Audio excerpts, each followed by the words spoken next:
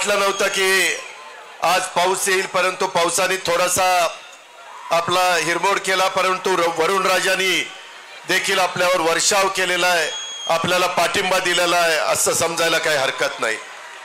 मित्रांनो, लोकसभेच्या निवडणुकीच्या निकालाच्या नंतर मी पहिल्यांदाच आपल्या सगळ्यांच्या समोर इथं उभा आहे आणि मला आपल्याला एकच सांगायचं आहे की मी आपल्या सगळ्यांच्या समोर एक विकास आणि गरीब लोकांना मदत करण्याच्या हेतूने उभा आहे। संपूर्ण राज्यामध्ये विधानसभेच्या निवडणुकीच्या निमित्तानं कानाकोपऱ्यामध्ये जाऊन आम्ही हाच विचार सर्व जनतेला सांगण्याचा प्रयत्न करणार आहे। तुम्ही पहा, मी जो मधल्या काळामध्ये निर्णय घेतला तो निर्णय घेतलेला असताना काहींनी थोडंसं वेगवेगळ्या प्रकारचं मत व्यक्त केलं, परंतु राष्ट्रवादी काँग्रेस पक्षाच्या असंख्य आमदारांनी विकासाच्या करता तो मुद्दा, विकासाच्या करता तो निर्णय हा घेतलेला होता आणि ते चित्र तुम्हाला सगळ्यांना पाहायला मिळालं। लोकसभेच्या निवडणुकीच्या निमित्तानं आपल्याला थोडं अपयश आलं, परंतु मी कार्यकर्त्यांना सांगेन, जनतेला सांगेन, अपयश आलं म्हणून खचून जायचं नसतं आणि कालच्या विधान परिषदेच्या निवडणुकीमध्ये 9 आमदार आपले निवडून आले म्हणून हुरळून पण जायचं नसतं। यश पण पचायला शिकलं पाहिजे आणि अपयश आलं तरी खचून न जाता मोठ्या नव्या उमेदीनं लोकांच्या समोर जाण्याच्या करता आपण तयारी ठेवली पाहिजे आणि तीच तयारी मी आणि माझ्या सगळ्या सहकारी मित्रांनी ठेवलेली आहे। तुम्ही पाहा, कालच्या निवडणुकीमध्ये शिवाजीराव गर्जे असंख्य वर्ष तुमच्या माझ्या राष्ट्रवादी काँग्रेस पक्षामध्ये एक कार्यकर्ता म्हणून काम करणारे, सगळ्यांना आलेल्या गेलेल्यांचं जे काही अडीअडचणी आहेत ते समजून घेणारे, ते आम्हा लोकांच्या कानावर घालणारे, अशा पद्धतीनं जे शिवाजीराव गर्जे होते, अनेक वर्ष आमच्या सगळ्यांच्या मनात होतं की त्यांना संधी मिळाली पाहिजे, परंतु काही ना काही अडचणी येत होत्या। काल मात्र राष्ट्रवादी काँग्रेस पक्षाने शिवाजीराव गर्जेंना आमदार करण्याचं काम केलं, सगळ्यांनी आशीर्वाद देण्याचं काम केलं। दुसरा एक तरुण सहकारी आपला परभणीचा राजेश विटेकर, की ज्याला आपण लोकसभेची उमेदवारी देणार होतो, परंतु काही कारणाने आपण तिथं जरा थांबलो। आपल्यातले सहकारी महादेव जानकरांना ती उमेदवारी दिली आणि त्यावेळेस पहिल्या सभेमध्ये मी सांगितलेलं होतं की राजेश, 6 महिन्याच्या आत राष्ट्रवादी काँग्रेस पक्ष तुला आमदार केल्याशिवाय गप्प बसणार नाही आणि तो निर्णय आपण कालच्या निवडणुकीच्या निमित्तानं उभ्या महाराष्ट्राला दाखवून दिला। आपण शब्दाचे पक्के आहोत, जो आपला वादा असतो तो वादा आपला पक्का असतो, हे महाराष्ट्राला माहिती आहे। मित्रांनो, अनेक गोष्टी आहेत, माझ्या आया बहिणी इथं असंख्य संख्येने आहेत। मला ज्यावेळेस अर्थ मंत्रालय मिळालं त्यावेळेस मी विचार केलेला होता की यावेळेस काही झालं तरी आपण त्यामध्ये विकास आणि गरिबी ह्या करता मदत करायची आहे। मित्रांनो, तशा पद्धतीने आपण निर्णय घेतला आणि आपल्या महिलांच्या करता लेक बहीण माझी लाडकी बहीण योजना ही योजना आपण आणली।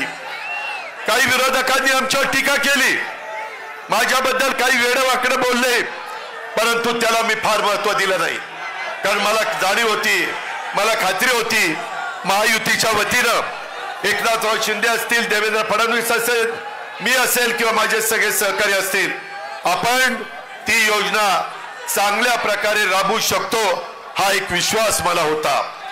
का तर त्याच्यात माझ्या गरीब महिलेला मला मदत करायची होती, माझ्या मातेला मला मदत करायची होती, माझ्या मुलीला मला मदत करायची होती आणि तशा पद्धतीचं काम आपण 1 जुलैपासून सुरू केलेलं आहे। मला आजच्या सभेच्या निमित्तानं उभ्या महाराष्ट्रातल्या माता भगिनी आणि मुलींना सांगायचंय, तुम्ही काळजी करू नका। जुलै ऑगस्ट मध्ये जरी फॉर्म भरायला तुम्ही अर्ज करा, तो तुमचा अधिकार आहे। तो अर्ज केल्यानंतर तो अर्ज वेळेमध्ये कसा मंजूर होईल याबद्दलची खबरदारी आम्ही घेऊ, त्याबद्दलची काळजी आम्ही घेऊ. मागाशी माझ्या काही महिला म्हणाल्या की अजित पवार ह्याच्यामध्ये काही त्रुटी होत्या, आम्ही त्याच्याकरता रेशन शिधाव कार्ड वाटप कार्ड आपण त्यामध्ये मंजूर केलं, आपण पिवळं रेशन कार्ड आपण मंजूर केलं, भगवं रेशन कार्ड मंजूर केलं. का तर माझ्या आया बहिणींना माझ्या मुलींना त्रास कमी व्हावा म्हणून. मी महाराष्ट्राला सांगू इच्छितो की या योजनेच्या करता आमचा अंदाज आहे चांद्यापासून बांद्यापर्यंत 2.5 कोटी महिलांना दर महिन्याला 1,500 रुपये मिळणार, दर महिन्याला. म्हणजे 2 महिन्याचे पैसे. ऑक्टोबर मध्येच भाऊबीज रक्षाबंधन आहे, राखी पौर्णिमा 19 तारखेला, साधारण त्यावेळेस त्या माझ्या भगिनीच्या खात्यावर बँकेत 3,000 रुपये देण्याचा निर्णय आपण घेतलेला आहे. काळजी करू नका. माझी दुसरी एक विनंती आहे, काही माझ्या युतीचे सहकारी म्हणाले की जी सभा होतीये त्याच्यामध्ये राष्ट्रवादी काँग्रेस पक्षाचं सगळं दिसतंय, परंतु ही राष्ट्रवादी काँग्रेस पक्षाची सभा आहे. पुढे आमच्या विभागामध्ये युतीच्या सभा होणार आहेत, ज्याला एकनाथराव शिंदे शिवसेना असेल, ज्याच्यात देवेंद्र फडणवीस भाजप असेल, ज्याच्यात अजित पवार आणि त्यांचे राष्ट्रवादी काँग्रेसचे सगळे सहकारी असतील, अशी महायुतीची आणि त्यांच्या मित्र पक्षांच्या सभा प्रत्येक विभागामध्ये होणार आहे, प्रत्येक जिल्ह्यामध्ये होणार आहे. त्याच्यामुळं या सभेचा आणि त्याचा अर्थार्थी संबंध नाही. हे राष्ट्रवादी काँग्रेस पक्षाने जनसन्मान रॅली सुरू केलेली आहे. ती रॅली सुरू करत असताना आम्ही कुणालाही वंचित ठेवलेलं नाहीये. आज मी सकाळी माझ्या काही महिलांचे अर्ज पंचायत समिती बारामतीमध्ये स्वीकारायला गेलो. त्याच्यामध्ये एक म्हणाली, दादा तुम्ही त्याच्यामध्ये सांगितलं 4 चाकी वाहन असल्यावर त्यांना मिळणार नाही. म्हणलं ट्रॅक्टर असला तरी त्यांना मिळणार. पण ते म्हणले की दादा माझा नवरा ड्रायव्हर आहे आणि तो रात्री गाडी घेऊन माझ्या घरी येतो आणि त्याच्यामुळे ती गाडी तर आमचीच समजतील आणि मग 4 चाकी वाहन आमची काय चूक आहे. मी तमाम माझ्या ड्रायव्हर लोकांना महाराष्ट्रातल्या सांगतो, त्यांच्या सगळ्या पत्नींना सांगतो, भगिनी वर्गाला सांगतो, मुलींना सांगतो, काळजी करू नका. ज्यांच्या स्वतःच्या नावावर गाडी आहे अशांना त्याच्यामध्ये धरलं जाणार नाही. जे ड्रायव्हिंग करतात त्यांना त्याच्यामध्ये धरलं जाणार आहे.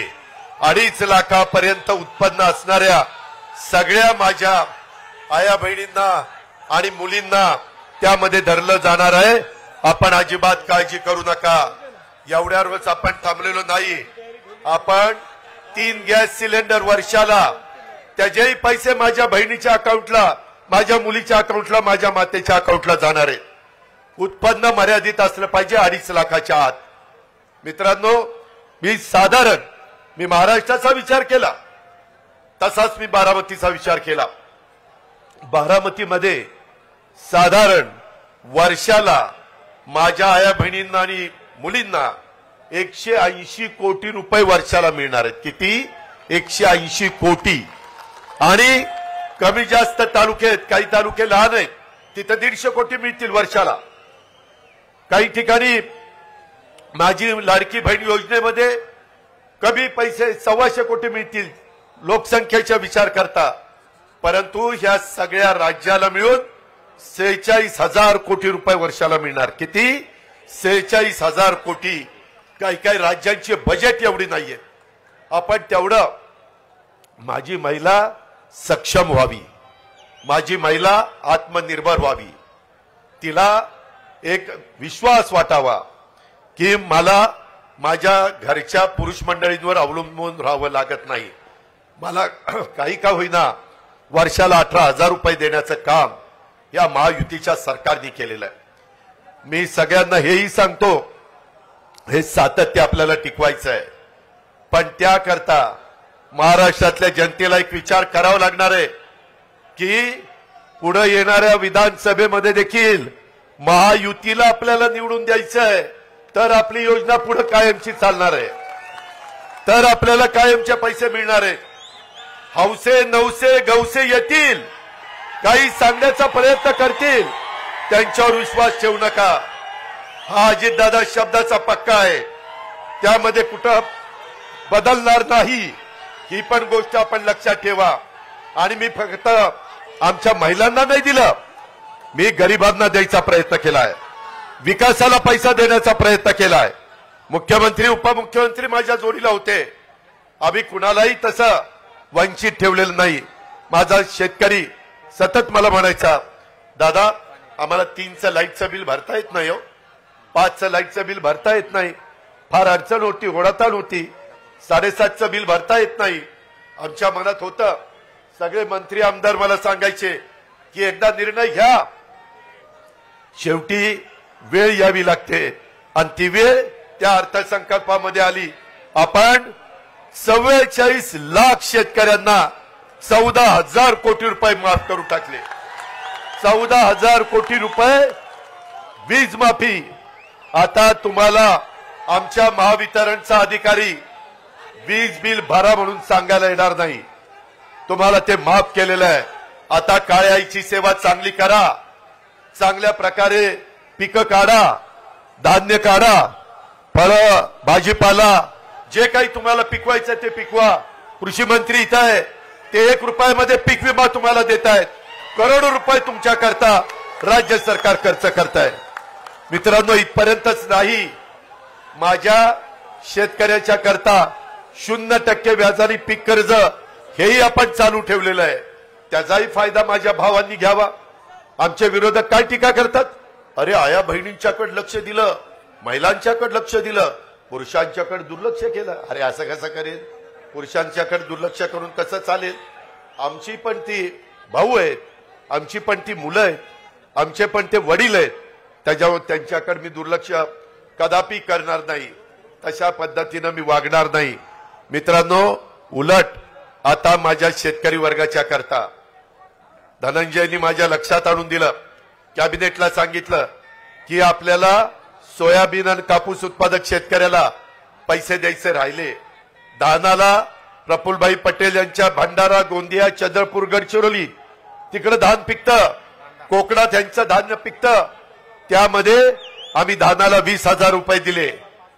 त्याच्या पद्धतीनं एकरी 5,000 रुपये आपल्या कापूस आणि सोयाबीन उत्पादकांना आपण दिलेले 2 हेक्टर पर्यंत. मित्रांनो, शेवटी द्यायचं खूप मनापासून असतं, परंतु आपल्या तिजोरीमध्ये पण तेवढा पैसा लागतो. विकास पण साधला पाहिजे, विकासाला कुठं अडथळा येता कामा नये. कालच देशाचे पंतप्रधान आले, अरे तो दम विधानसभेपर्यंत टिकवा ना, जरा थांबा. त्यामध्ये मला तुम्हाला सांगायचंय, काल पंतप्रधान, मुख्यमंत्री, दोन्ही उपमुख्यमंत्री, काही मंत्रीगण 29,500 कोटीची कामं मुंबई सारख्या ठिकाणी आपण सुरू केली. भूमिपूजन आणि उद्घाटन, करोडो रुपयाची कामं चाललेली आहेत. मित्रांनो, आज पावसामुळे थोडीशी त्याच्यामध्ये अडथळा आला आणि त्यामुळे काही लोकांची भाषणं राहिली. मी परत सुपा परगणा, शिरसुपा परगणा आणि माझा लोणी बापकर आणि तो सगळा तिकडचा भाग, ह्या भागाच्या करता देखील आपण चांगल्या प्रकारची योजना ही जनाई शिरसाईला तर चांगल्या प्रकारचं पुनरुज्जीवन करण्याचा निर्णय आपण घेतलेलाच आहे. परंतु मधला जो टापू आहे त्याला पाण्याची गरज होती, तिथं देखील पाण्याची व्यवस्था केली. परंतु सगळ्यांना सांगून तो वेळ घेत नाही. तुम्ही माझ्या शब्दावर विश्वास ठेवा, मी त्या बाबतीमध्ये येईन आणि तिथं तुम्हाला त्याचा काय काय योजना, बजेटमध्ये किती तरतूद केली, काय केलं ते सगळं तुम्हाला सांगेन. तुम्ही काळजी करू नका. मित्रांनो, तुम्हाला एक सांगायचंय, विकास आणि गरिबीचा विचार करत असताना मी माझ्या भावंडांचा दुधाचा विचार केला. माझ्याही तालुक्यामध्ये दूध आहे, माझ्या पुणे जिल्ह्यात आहे, सोलापूरला आहे, नगरला आहे, माझ्या कोल्हापूरला आहे, सांगलीला आहे, सातारला आहे, माझ्या मराठवाड्यामध्ये बीडला आहे. सगळ्या भागामध्ये दूध उत्पादक शेतकरी आहे. त्यांच्याकरता 5 रुपये लिटरला पुन्हा दुधाचे भाव जोपर्यंत कमी आहेत तोपर्यंत कायम 5 रुपये अनुदान देण्याचा निर्णय आम्ही घेतलेला आहे. तेवढ्यावर थांबलो नाही. दुधाची पावडर मोठी आहे, शिल्लक आहे, ती परदेशामध्ये पाठवायला 30 रुपये किलो आपण अनुदान दिलेलं आहे. महायुतीने तो निर्णय घेतला, म्हणजे भावंडांच्या करता देखील आपण निर्णय घेतोय. मी सुरुवातीला तुम्हाला सांगितलं, गरीब, ह्या गरीबाकरता आपल्याला मदत करायची. ह्या गरीबाला आपल्याला इतरांच्या बरोबर आणायचंय, त्यांची परिस्थिती चांगली करायची, त्यांचं पर कॅपिटा उत्पन्न वाढवायचं आहे. उद्या एवढे 1000 कोटी रुपये मार्केटला आल्यानंतर छोटी मोठी दुकानं चालणार आहेत, किराणा मालाची दुकानं चालणार आहेत. माझ्या आया बहिणीला, माझ्या मुलीला जे काही खरेदी करायचं आहे ते दुकान चालणार आहे. आणि एवढा पैसा हा ग्रामीण भागात आणि शहरी भागामध्ये चालणार आहे. हा निर्णय हा महायुती सरकार घेऊ शकतं. हा निर्णय आपण लोकांनी घेतलेला आहे. एवढ्यावरच आपण थांबलो नाही. शाहू फुले आंबेडकरांची विचारधारा मी सातत्याने तुम्हाला सांगतोय. 18 पगड जातीला बरोबर घेऊन युगपुरुष छत्रपती शिवाजी महाराजांनी हिंदवी स्वराज्याची स्थापना केली. हे आम्ही आयुष्यात विसरू शकत नाही. आणि त्याच 18 पगड जाती 12 बलुतेदारांना घेऊन आपण त्यामध्ये पुढे चाललेलो आहे. ह्या योजना आहेत आया बहिणींनो, ह्या सर्व जाती धर्माला, मागासवर्गीय, आदिवासी, माझे मुस्लिम, माझा ओबीसी, माझा भटक्या महिला, भटक्या समाजामध्ये मोडणाऱ्या, सर्वसाधारण समाजामध्ये मोडलेल्या सगळ्या जाती धर्माच्या महिलांच्या, मुलींच्या आणि मातांच्या करता ही योजना आहे. अट एवढीच आहे, 2.5 लाखाच्या आतमध्ये उत्पन्न पाहिजे. मला एक तुम्हाला सगळ्यांना सांगायचं आहे, ह्या सभेच्या निमित्तानं राज्यातल्या जनतेला सांगायचं आहे, बाबांनो, पाठीमागच्या काळात लोकसभेला काही वेगळ्या पद्धतीचं वातावरण तयार करण्याचा प्रयत्न झाला. आम्ही विकासाचं बोलत होतो, परंतु विकासावर आमच्यावर कुणीच बोललं नाही, कुणी टीका केली नाही. आम्ही गरिबीच्या बद्दल बोलत होतो, आमचे वेगवेगळे लाभार्थींना लाभ देण्याच्या बद्दल बोलत होतो. त्या सगळ्याला बाजूला ठेवून कारण नसताना घटनेचे शिल्पकार डॉक्टर बाबासाहेब आंबेडकर, अहो, ज्यांनी तुमच्या माझ्या देशाला घटना दिली, संविधान दिलं, आज जगामध्ये बाबासाहेबांचं कौतुक होत आहे. जगातला अतिशय मोठा पुतळा, जगाला हेवा वाटावा असा पुतळा आपण इंदू मिलच्या जागेवर 14 एकर जागेमध्ये करतोय. एवढाच चांगला पुतळ्याचं काम, स्मारकाचं काम पुढच्या पिढ्यानपिढ्या घटनेचे शिल्पकार डॉक्टर बाबासाहेब आंबेडकरची विचार, त्यांची विचारधारा प्रत्येकाच्या पर्यंत पोहोचली पाहिजे. त्यांचं संविधान, त्यांची घटना, त्याचा आदर आपण सगळ्यांनी केला पाहिजे. ही आमची भूमिका, तीच पंतप्रधानांनी मांडली. आम्ही संविधान दिन साजरा सुरू केला आणि आमच्या मागासवर्गीय समाजामध्ये आणि आदिवासी समाजामध्ये, अरे, हे 400 पार झाल्यावर घटना बदलतील, संविधान बदलतील, आपलं आरक्षण काढतील. किती खोटं बोलले, किती रेटून पण खोटं बोल, अशा प्रकारची गोष्ट ह्या लोकांनी केली. माझ्या मुस्लिम बांधवांना पण काही चुकीचं सांगण्याचा प्रयत्न केला. मित्रांनो, आम्ही महायुतीच्या सरकारमध्ये काम करतोय. मी आपल्याला सगळ्यांना विश्वास देऊ इच्छितो की तुमच्या माझ्या महाराष्ट्रामध्ये शाहू फुले आंबेडकरांच्या शिवछत्रपतींच्या महाराष्ट्रात काम करत असताना कुठल्याही जाती धर्माच्या महिलेवर, पुरुषावर, मुलावर, मुलीवर, मातेवर, वयस्कर माणसावर अन्याय होणार नाही, याबद्दलची खबरदारी आम्ही घेऊ. तशा प्रकारचा शब्द आजच्या सभेच्या निमित्तानं महाराष्ट्रातल्या जनतेला मला द्यायचा आहे. तुम्ही अजिबात काळजी करू नका, आम्ही खोटं बोलणार नाही. आम्हाला तशा पद्धतीनं वागायचं नाही. सत्ता येते, सत्ता जाते, सत्तेला आपापलेले आम्ही नाहीये. त्याच्यामध्ये मी नेहमी सांगतो, ताम्रपट घेऊन कुणी जन्माला आलेलं नाहीये. परंतु मिळालेल्या सत्तेचा वापर, पदाचा वापर हा गरिबाकरता झाला पाहिजे, हा माझ्या शेतकऱ्याकरता झाला पाहिजे, हा माझ्या महिलेकरता झाला पाहिजे.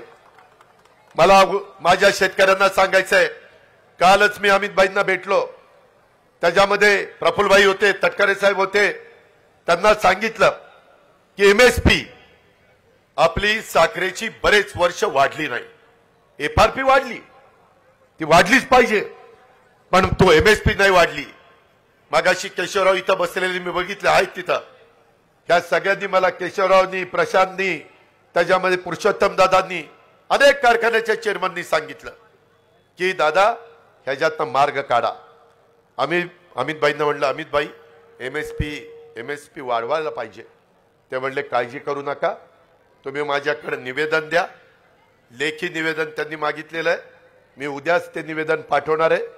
ते म्हणाले की मी 20 तारखेला 21 तारखेला जिल्ह्याच्या दौऱ्यावर पुण्याच्या येणार आहे. हसन मुश्रीफ साहेबांनी पण तिथं जसं तुमच्या बारामतीमध्ये 1000 कोटीचं हॉस्पिटल पुण्यश्लोक अहिल्यादेवी होळकरांच्या नावाने आपण काढलेलं आहे, तशा पद्धतीनं कोल्हापूरला पण एक चांगल्या प्रकारचं हॉस्पिटल, ह्याचं भूमिपूजन, त्यांची बँक आहे, त्यांची इमारतीचं उद्घाटन. परंतु अमितभाई म्हणाले मी जरूर कार्यक्रम हसन मुश्रीफांचा स्वीकारेन, परंतु त्या दिवशी 10,000 झाडं लावायचा कार्यक्रम झाला पाहिजे. 10,000 रोपं तिथं लावायचा कार्यक्रम झाला पाहिजे.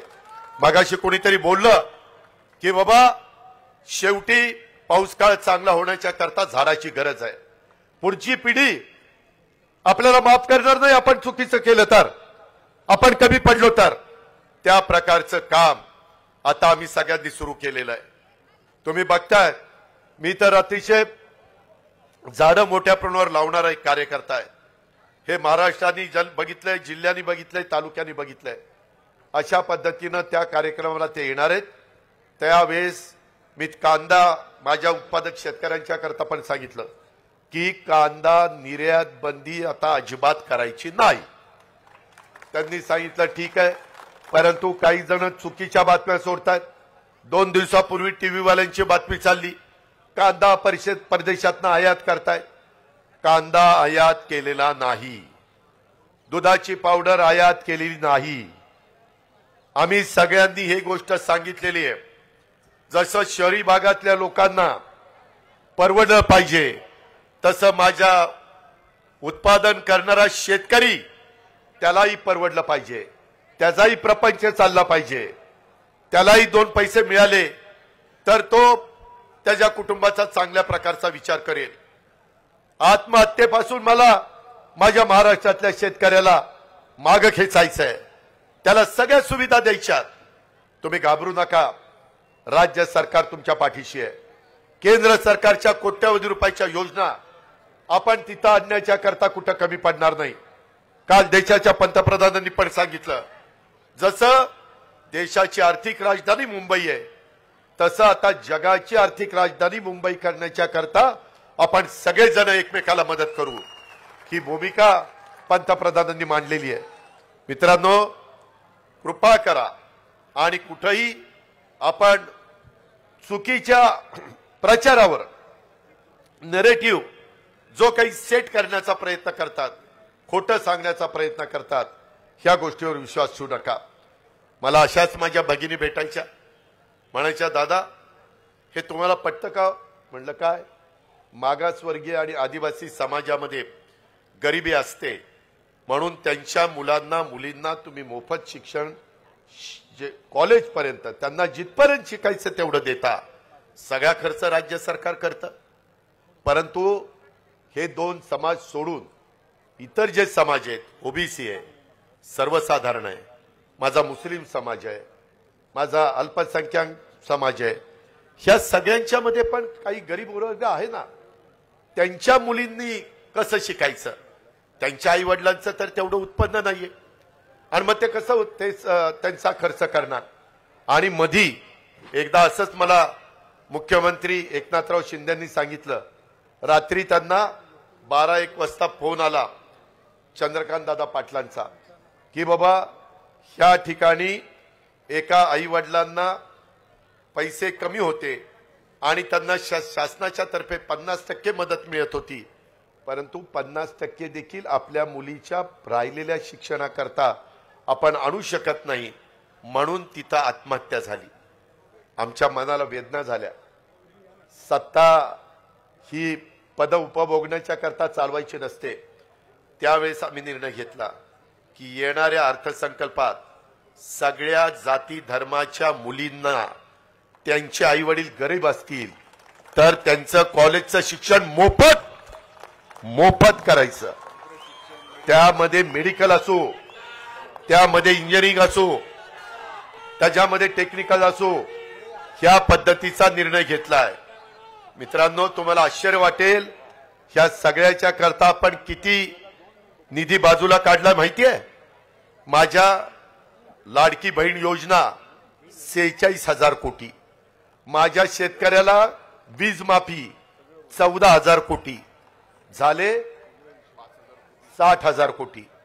त्यामध्ये महिलांना गॅस सिलेंडर 3 फ्री, त्यांना 2,500 कोटी, आणि मुलींना कॉलेजचं शिक्षण फ्री, त्याला 2,500 कोटी झाले 5, म्हणजे 60 आणि 5 65.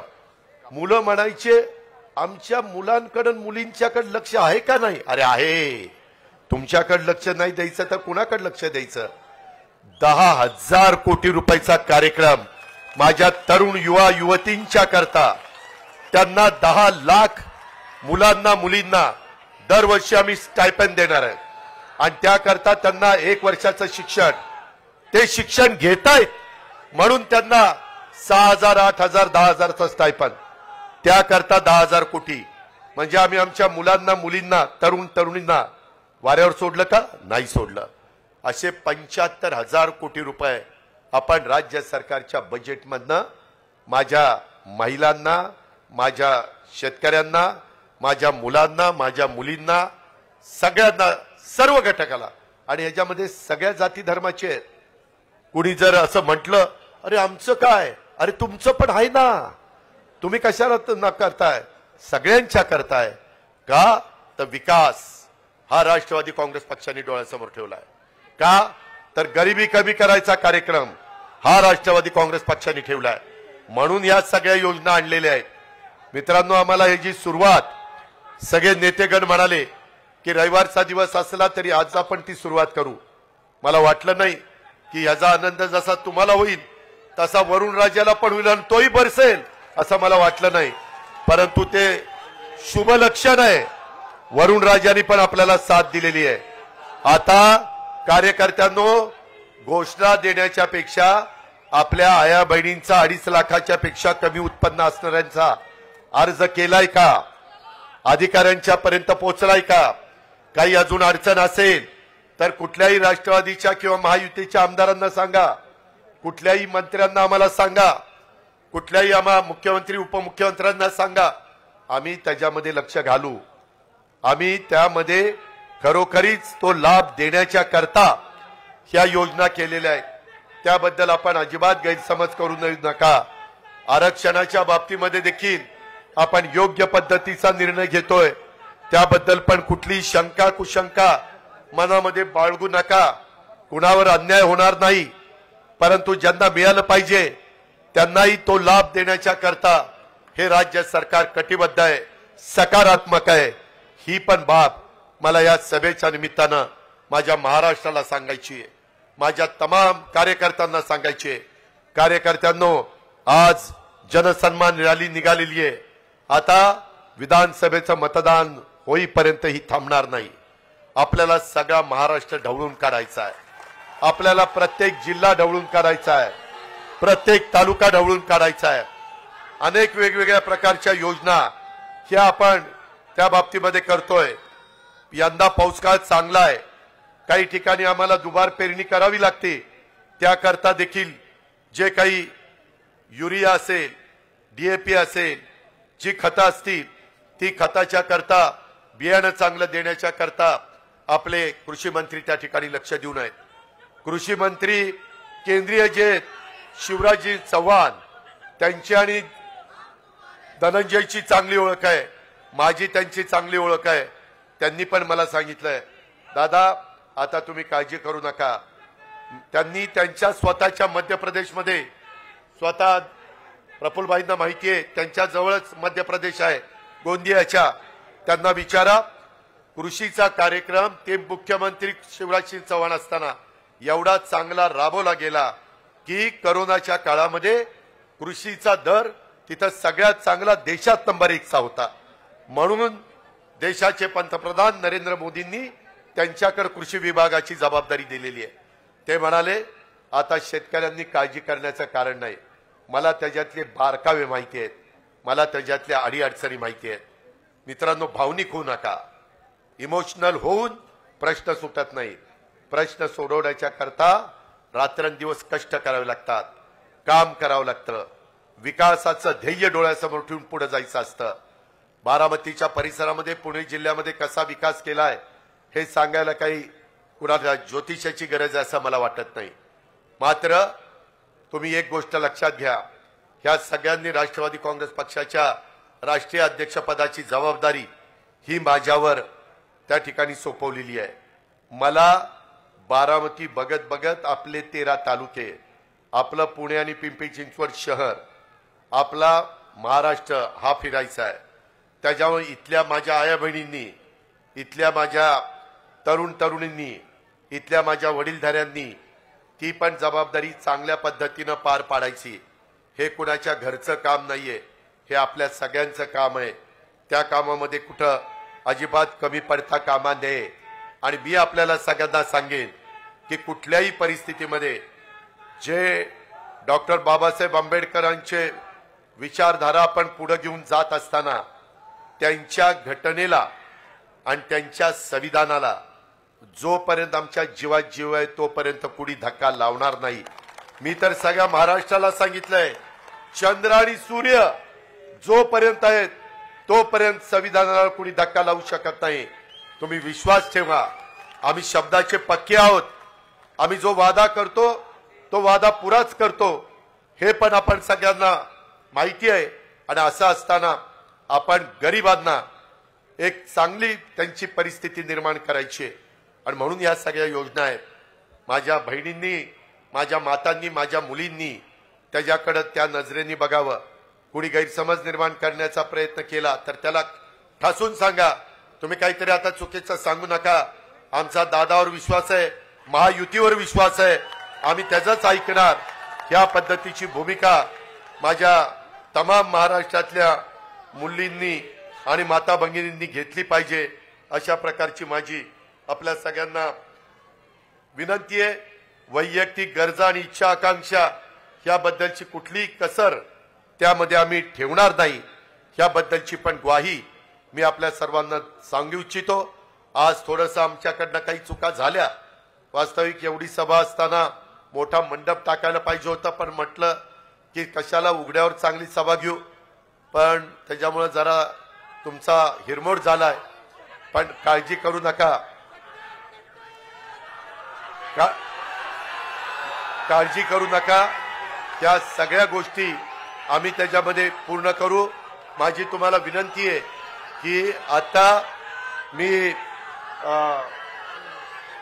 शिवाजीराव गर्जे आणि राजेश विटेकर हे विधान परिषदेचे निवडून आले, त्यांचाही सत्कार करतो.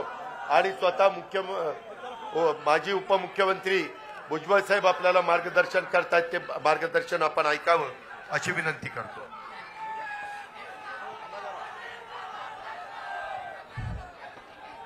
या राज्याचे उपमुख्यमंत्री अजितदादा, प्रांताध्यक्ष तटकरे साहेब, प्रफुल्ल पटेलजी, खासदार सुनेत्राताई,